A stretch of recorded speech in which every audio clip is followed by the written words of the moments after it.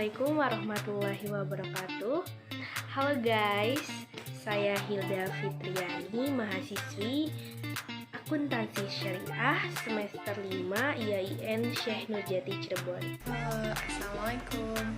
Kenalkan, nama saya Hasanah Nurlana dari jurusan Akuntansi Syariah A semester 5. Perkenalkan, nama saya Komana Dewi dari jurusan Akuntansi Syariah semester 5 IAIN Syekh Nurjati Cirebon.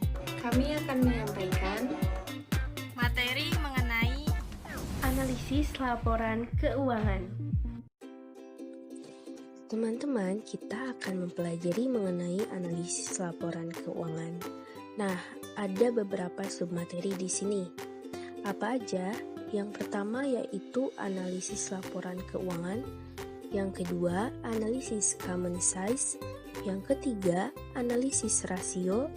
Yang keempat, analisis DuPont. Dan yang kelima, isu dalam analisis perbandingan laporan keuangan. Cekidot. Yang pertama, apa itu analisis laporan keuangan? Menurut Prastowo 2008, analisis laporan keuangan adalah penguraian suatu pokok atas berbagai bagiannya dan penelaahan bagian itu sendiri serta menghubungkan antar bagian untuk memperoleh pengertian yang tepat dan pemahaman arti secara keseluruhan. Jadi, analisis laporan keuangan itu evaluasi untuk mengetahui bagaimana kondisi laporan keuangan suatu perusahaan. Nah, untuk tujuan analisis laporan keuangan, yaitu yang pertama menilai kinerja manajemen pada tahun berjalan, lalu mengetahui perubahan posisi keuangan perusahaan pada periode tertentu. Yang ketiga, mengetahui kelemahan dan kelebihan apa saja yang dimiliki perusahaan.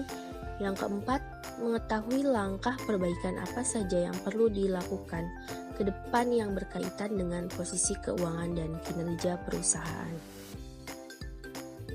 Pembahasan yang kedua yaitu analisis common size atau sering disebut analisis laporan keuangan ukuran sama. Nah, apa yang dimaksud dengan analisis common size? Analisis common size merupakan analisis vertikal, artinya analisis hubungan masing-masing komponen terhadap jumlah total dalam satu laporan. Dalam prosentase yang membandingkan suatu perusahaan dengan perusahaan lain yang sejenis atau dengan angka rata-rata industrinya.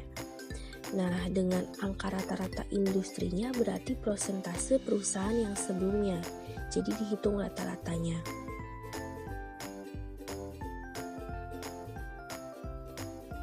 Selanjutnya ada contoh analisis common size. Di sini bisa dilihat laporan laba rugi ukuran sama antara PT Manajemen Keuangan dengan PT Siklus Akuntansi. Pos-posnya juga sama dari mulai penjualan sampai akhirnya laba operasi. Nah, pada contoh ini menunjukkan bahwa PT Manajemen Keuangan memiliki tingkat laba kotor sedikit di atas PT Siklus Akuntansi, yaitu PT Manajemen Keuangan sebesar 30,4%, sedangkan PT Siklus Akuntansi 30%. Tetapi, keunggulan berkurang lebih banyak bagi PT Manajemen Keuangan. Mengapa? Karena presentasi beban penjualan dan administrasi yang lebih tinggi dari PT Siklus Akuntansi, sehingga mengurangi laba kotornya lebih banyak dibanding PT Siklus Akuntansi.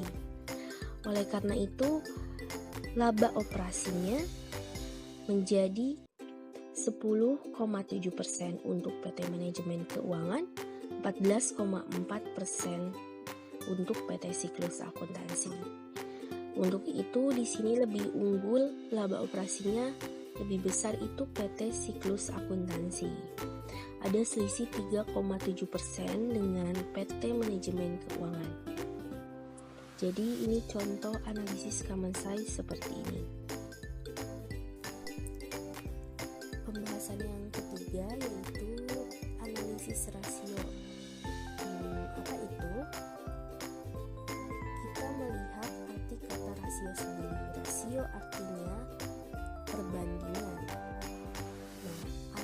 rasio adalah analisis yang dilakukan dengan membandingkan antara satu angka atau pos dalam laporan keuangan dengan pos lain dalam laporan keuangan sehingga memiliki makna atau arti.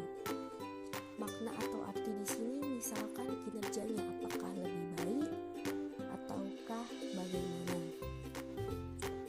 Jenis-jenis analisis rasio ada 4. Yang pertama yaitu rasio likuiditas, yang kedua rasio solvabilitas atau leverage ratio, yang ketiga ada rasio profitabilitas atau rentabilitas, yang keempat yaitu rasio aktivitas atau activity ratio.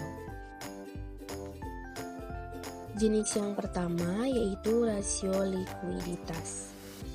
Rasio likuiditas yaitu untuk mengukur kemampuan perusahaan untuk memenuhi kemampuan finansialnya dalam jangka pendek. Nah, rasio likuiditas ini meliputi yang pertama ada rasio lancar atau current ratio, yaitu kemampuan aktiva lancar perusahaan dalam memenuhi kewajiban jangka pendek dengan aktiva lancar yang dimiliki. Nah, hal ini penting karena masalah arus kas jangka pendek bisa mengakibatkan perusahaan bangkrut. Rumusnya atau perhitungannya yaitu CR, current ratio, sama dengan aktiva lancar dibagi kewajiban lancar dikali 100%. Semakin besar perbandingan aktiva lancar dengan hutang lancar, semakin tinggi kemampuan perusahaan menutupi kewajiban jangka pendeknya. Apabila rasio lancar 1 berbanding 1 atau 100%, berarti bahwa aktiva lancar dapat menutupi semua hutang lancar. Jadi dikatakan sehat jika rasionya berada di atas 1 atau di atas 100%. Artinya aktiva lancar harus jauh di atas jumlah hutang lancar, dan dikatakan tidak sehat apabila rasionya berada di bawah 1 atau di bawah 100%. Artinya perusahaan itu tidak dapat menutupi hutang lancarnya dengan aktiva lancar. Untuk rasio likuiditas yang kedua ada net working capital atau NWC. Nah, dalam bahasa Indonesia itu modal kerja bersih. Rasio modal kerja bersih ini digunakan untuk mengetahui rasio modal bersih terhadap kewajiban lancar. Perusahaan dikatakan sehat jika rasionya lebih dari 1 atau lebih dari 100%, seperti tadi di current ratio. Untuk perhitungannya yaitu NWC, net working capital, sama dengan aktiva lancar dikurangi kewajiban lancar dibagi kewajiban lancar dikali 100%. 2. Rasio solvabilitas atau leverage ratio. Rasio untuk mengukur seberapa besar kemampuan perusahaan memenuhi semua kewajiban finansial jangka panjang. Rasio solvabilitas meliputi yang pertama ada debt to asset ratio atau DAR, yaitu total kewajiban terhadap aset. Rasio ini menekankan pentingnya pendanaan hutang dengan jalan menunjukkan persentase aktiva perusahaan yang didukung oleh hutang. Rasio ini juga menyediakan informasi tentang kemampuan perusahaan dalam mengadaptasi kondisi pengurangan aktiva akibat kerugian tanpa mengurangi pembayaran bunga pada kreditor. DAR sama dengan total kewajiban dibagi total aktiva dikali 100%. Yang kedua ada debt to equity ratio atau DER. Rasio ini menunjukkan persentase penyediaan dana oleh pemegang saham terhadap pemberi pinjaman. Semakin tinggi rasio, semakin rendah pendanaan perusahaan yang disediakan oleh pemegang saham. DER sama dengan total kewajiban dibagi total ekuitas dikali 100%. Debt to equity ratio adalah perbandingan antara utang perusahaan dengan modal yang dipunyainya. Ketika nilai rasio ini relatif tinggi atau mencapai 100% atau lebih dari itu, artinya perusahaan memiliki modal yang relatif sedikit dibandingkan dengan total utangnya. Padahal perusahaan yang sehat memiliki tingkat utang yang tidak melebihi modal itu sendiri, yaitu di bawah 100% agar beban perusahaan tidak terlampau tinggi. Yang ketiga ada rasio profitabilitas atau rentabilitas. Rasio untuk mengukur seberapa besar kemampuan perusahaan memperoleh laba dalam hubungannya dengan nilai penjualan, aktiva, dan modal sendiri. Rasio profitabilitas meliputi yang pertama, net profit margin atau NPM. Rasio ini menggambarkan besarnya laba bersih yang diperoleh perusahaan pada setiap penjualan yang dilakukan. NPM sama dengan laba bersih dibagi pendapatan dikali 100%. Rasio ini menunjukkan keuntungan bersih per rupiah penjualan. Net profit margin 3% berarti bahwa setiap 1 rupiah penjualan menghasilkan keuntungan bersih sebesar 0,03 rupiah. Semakin besar rasio ini, maka semakin baik karena dianggap kemampuan perusahaan dalam mendapatkan laba cukup tinggi. Ketika kita mendapat nilai mendekati 100% atau 1 pada rasio ini, bisa dikatakan perusahaan memiliki kemampuan yang relatif tinggi untuk mengumpulkan laba bersih. Yang kedua, return on asset atau ROA.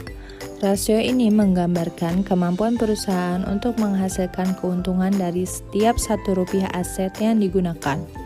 ROA sama dengan laba bersih dibagi total aktiva dikali 100%. Return on asset 20% berarti setiap 1 rupiah modal menghasilkan keuntungan 0,2 rupiah untuk semua investor. Nilai ROI yang semakin mendekati 1 berarti semakin baik profitabilitas perusahaan karena setiap aktiva yang ada dapat menghasilkan laba. Jika mendekati 0 maka tidak baik untuk perusahaan. Yang ketiga ada return on equity atau ROE. Rasio ini berguna untuk mengetahui besarnya kembalian yang diberikan oleh perusahaan untuk setiap rupiah modal dari pemilik. ROE sama dengan laba bersih dibagi rata-rata ekuitas dikali 100%. Jika hasil dari perhitungan ROE mendekati 1 menunjukkan semakin efektif dan efisien penggunaan ekuitas perusahaan untuk menghasilkan pendapatan. Demikian sebaliknya, jika ROE mendekati 0 berarti perusahaan tidak mampu mengolah modal yang tersedia secara efisien untuk menghasilkan pendapatan. 4. Rasio aktivitas atau activity ratio. Rasio untuk mengukur seberapa efektif perusahaan dalam memanfaatkan sumber daya yang dimilikinya. Rasio aktivitas meliputi yang pertama receivable turnover atau RTO. Rasio ini menggambarkan kualitas piutang perusahaan dan kesuksesan perusahaan dalam penagihan piutang yang dimiliki. RTO sama dengan penjualan bersih dibagi rata-rata piutang dagang dikali 100%.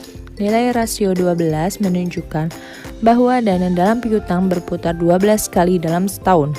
Artinya juga nilai penjualan dalam 1 tahun adalah 12 kali dari nilai piutang. Semakin tinggi rasio turnover ini menunjukkan modal kerja yang ditanamkan dalam piutang rendah.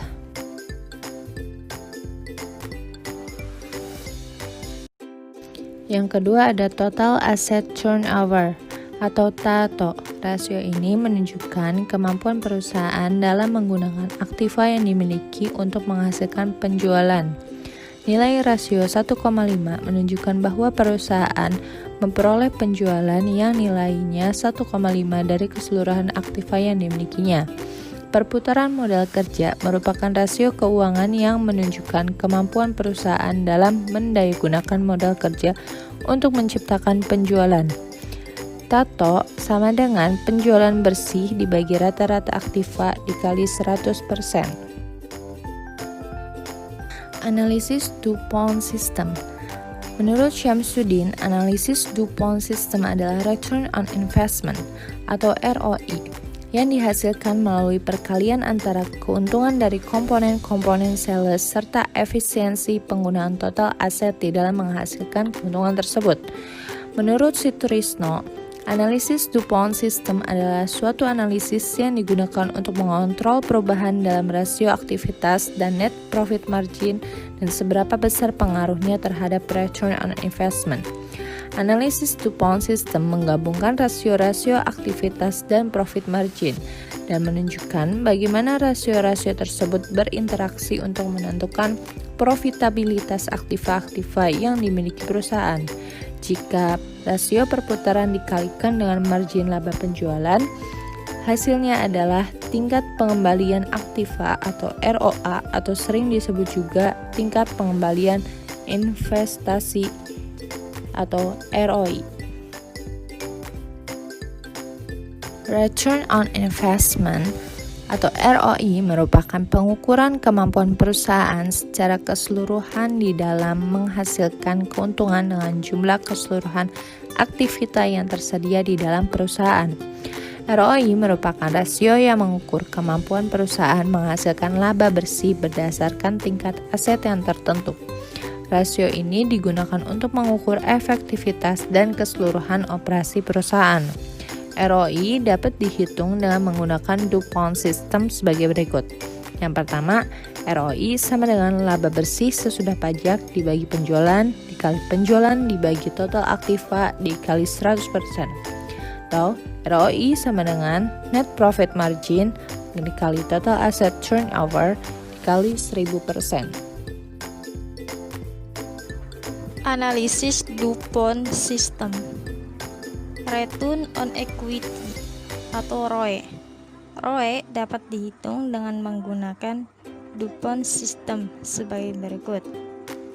Rumusnya yaitu ROE sama dengan net profit margin dikali total asset turnover per 1 dikurangi debit ratio dikali 100%, atau ROI sama dengan return on investment per 1 dikurangi debit ratio dikali 1000%.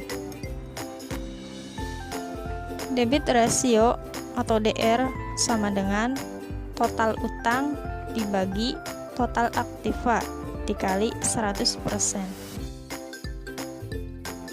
Isu dalam analisis perbandingan laporan keuangan.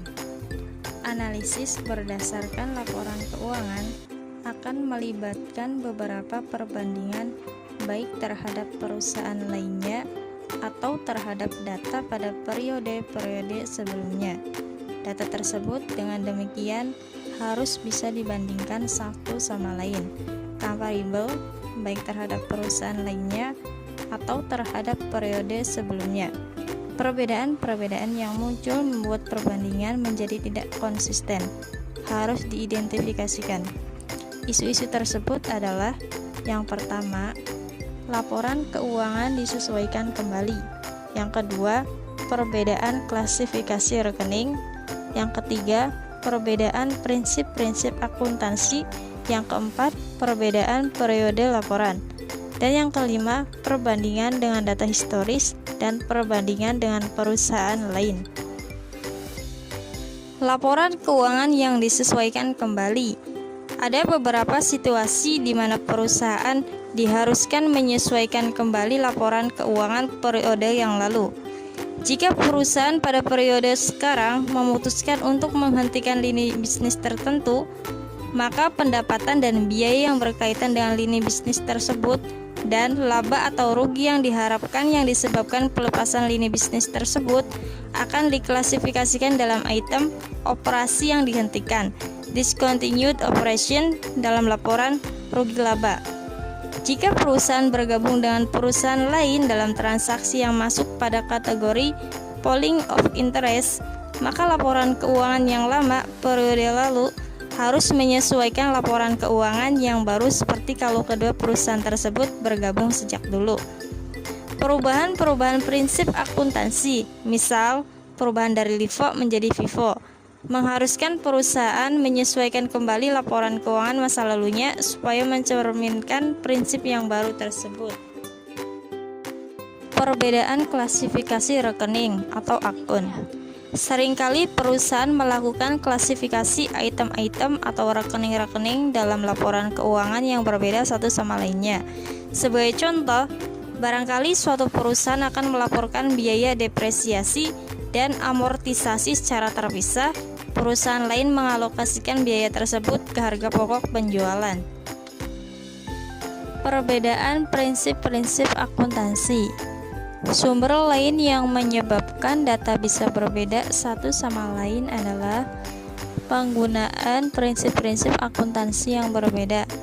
Dalam batasan yang telah ditentukan prinsip akuntansi, perusahaan masih mempunyai beberapa alternatif penggunaan metode atau prinsip akuntansi yang dipakai untuk pelaporan keuangan.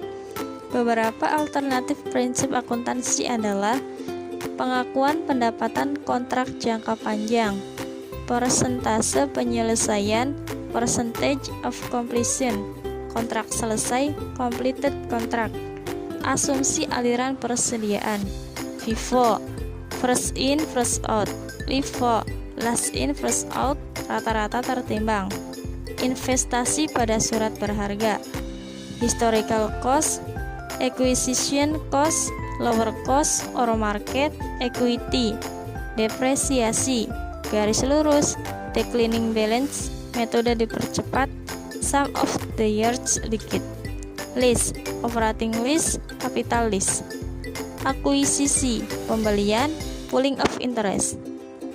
Pertanyaan yang muncul adalah, apakah analis akan melakukan penyesuaian dalam perbandingan data, ataukah tidak ada penyesuaian dan perbedaan tadi akan dibahas dalam tahap interpretasi data.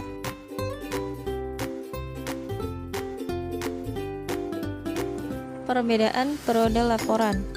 Meskipun kebanyakan laporan keuangan menggunakan Desember sebagai akhir periode, tetapi ada beberapa perusahaan yang menggunakan penanggalan akhir periode bulan yang lain. Pilihan semacam ini semakin populer apabila perusahaan ingin menyesuaikan laporan keuangannya dengan siklus musiman bisnis. Siklus musiman biasanya tidak harus sesuai dengan penanggalan akhir Desember.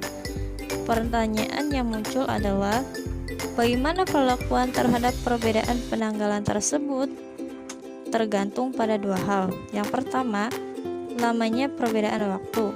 Yang kedua, muncul tidaknya kejadian pada periode perbedaan waktu tersebut yang bisa membuat perbandingan dua perusahaan tersebut tidak konsisten. Biasanya apabila selisih penanggalan akhir sama atau kurang dari 3 bulan, penyesuaian tidak perlu dilakukan. Perbandingan dengan data historis dan perbandingan dengan perusahaan lain.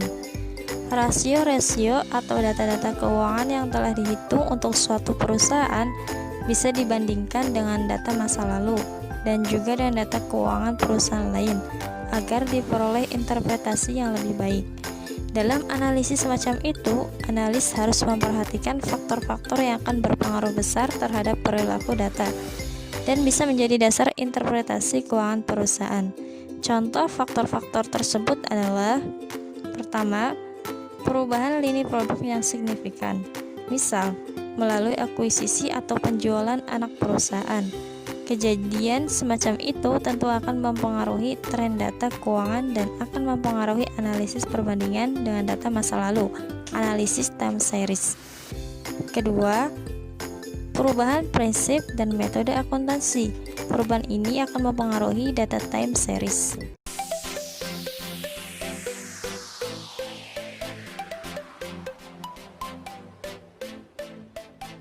Thanks for watching. Semoga bermanfaat. See you.